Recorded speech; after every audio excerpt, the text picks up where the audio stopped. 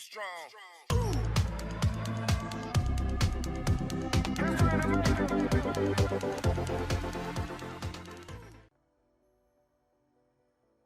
Hi, I'm Mark, and you're watching the Modern Music University. In this channel, we do lesson templates and video tutorials all on the program Bandlab.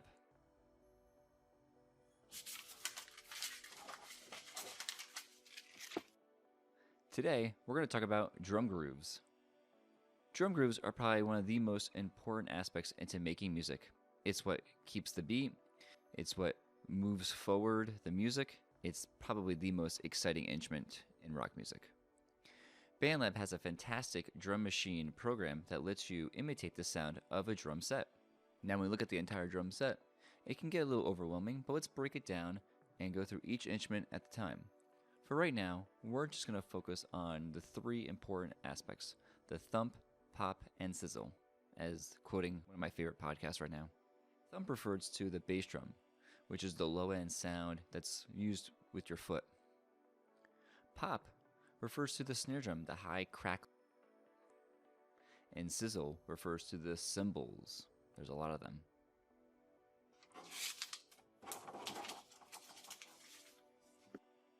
While there's an endless amount of possibility of drum grooves, and we could be here all day, we're just going to focus on the three essential drum grooves. Well, because this video can't go on forever. Hashtag Joe Gilder. Thank you for letting me use your presentation style. When talking about the drum set, we're going to break it down into the three essential parts, like I said before: the bass drum, or the thump, the snare drum, or the pop, and the hi-hat or cymbals, and that'll be our sizzle. The first groove we're going to talk about is the 2-beat. This is probably the most basic drum beat there is. Our bass drum will be on beats 1 and 3.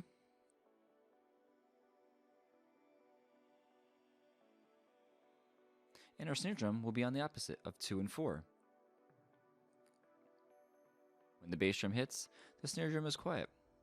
When the snare drum hits, the bass drum's quiet. That's our 2-beat.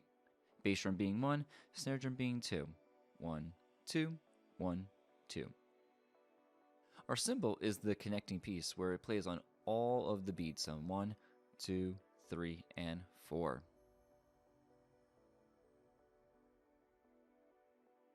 When looking at this overall drum beat, you can see that our drum beats align vertically.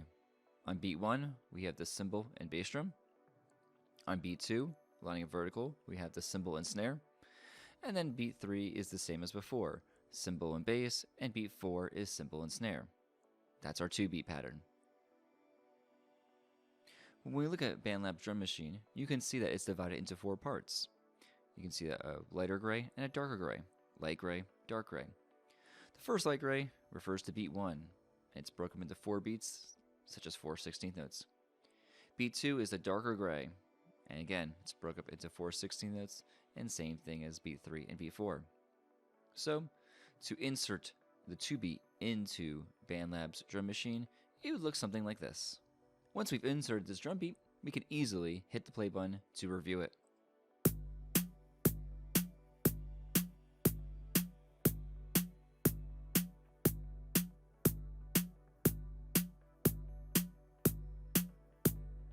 Like I said, this beat is very simple, but very effective. This beat works really well with fast, upbeat songs.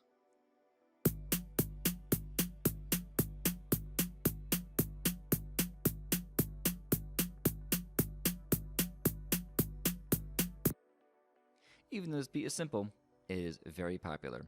You can find this drum beat in many popular songs, such as Blinding Lights by The Weeknd, Making My Dreams Come True by Hall & Oates, and even Wagon Wheel by Darius Rucker. Please don't make me play it.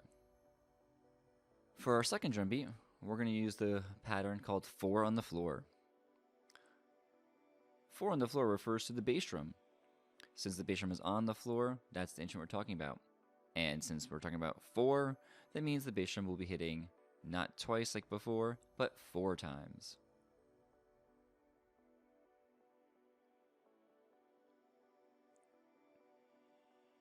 Our snare drum is going to stay the same, still hitting on beats 2 and 4, which is very common in many pop and rock songs. And our cymbal is going to do something a little bit different. It's actually going to be hitting in between the bass drum notes. If you're thinking such as counting eighth notes, 1 and 2 and 3 and 4 and, the cymbal will be hitting on all of the upbeats or the ands. If you look at this pattern right now, you can see that the cymbal, its notes are positioned in between the bass drum notes. While yes, we should use proper notation for our notes such as eighth notes, this could kind of confuse students, so maybe you may want to go into it, you may not want to go into it. As educators, I'll leave it up to you. When I insert this pattern into Bandlab's drum machine, it should look something like this. And this is what it sounds like.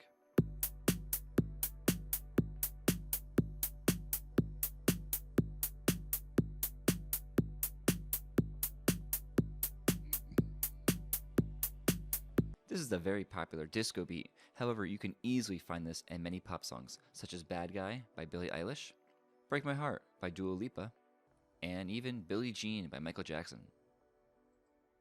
This last beat, we'll call it the trap beat. This is great for trap music or rap or hip-hop music. This beat is very different than the others. Usually, the bass drum is the most important, but in this case, we're going to flip it on its end. Right now, the bass drum is only going to hit 1 beat on the very first one. The snare drum will stay on beats 2 and 4 like before. And the big change here is the cymbal or our sizzle. This is where our hi-hat will be playing on 16th notes, playing all the 16th notes, where we need to use a lot of sticky notes. In fact, so many that I can't even just, just forget it. We'll just do it this way. Much better.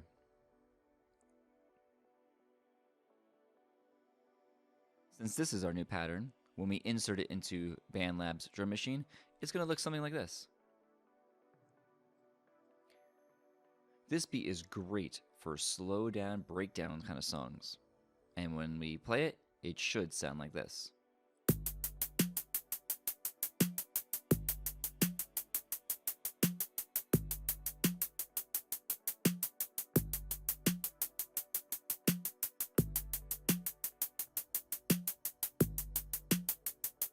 You can hear this beat in Old Town Road by Lil Nas, Rockstar by DaBaby, and even 24 by T.I.